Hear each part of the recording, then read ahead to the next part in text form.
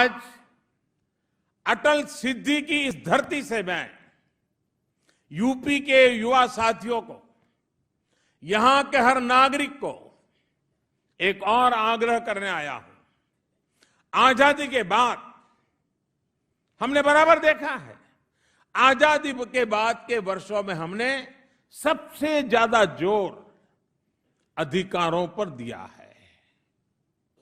लेकिन अब जब हम आजादी के 75 साल की ओर बढ़ रहे हैं, आजादी के दीवानों के सपनों को आज अगर हम तोलते हैं तो समय की मांग है कि अब तक भले हमने अधिकारों पर बल दिया हो, लेकिन अब वक्त की मांग है कि हमें अपने कर्तव्यों, अपने दायित्वों पर भी उतना ही बल देना है। ये बात मैं इसलिए कह रहा हूं क्योंकि यूपी में जिस तरह कुछ लोगों ने विरोध प्रदर्शन के नाम पर हिंसा की, सरकारी संपत्ति को नुकसान पहुंचाया, वो अपने घर में बैठ करके एक बार खुद को सवाल पूछे, क्या उनका ये रास्ता सही था?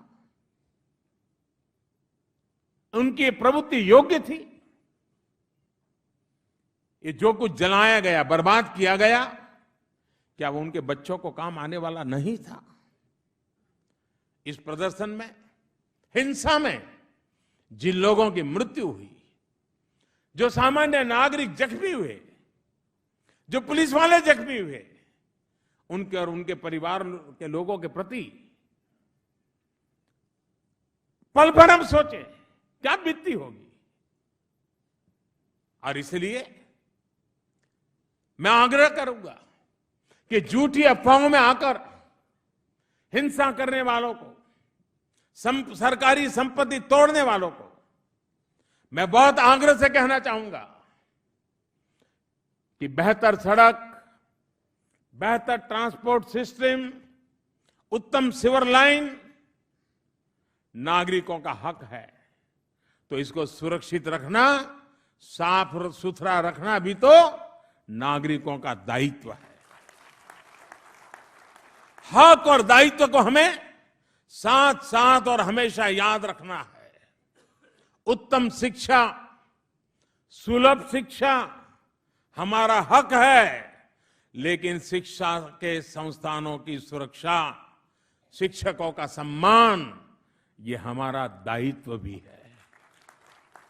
चिकित्सा सुविधा हमारा हक है, लेकिन डॉक्टरों का सहयोग और सम्मान करना हमारा दायित्व भी है। सुरक्षित माहौल मिलना हमारा हक है, लेकिन सुरक्षा के लिए जिम्मेदार पुलिस तंत्र के काम को सम्मान देना ये हर नागरिक का दायित्व है। हक की एक मर्यादा है, दायरा है, उसका एक दायरा है, सीमा है, लेकिन दायित्व की, कर्तव्य की भावना बहुत ही व्यापक है। साथियों, ये भावना नागरिकों के साथ साथ सरकार के लिए, सरकार के हर तंत्र के लिए भी उतनी ही जरूरी है।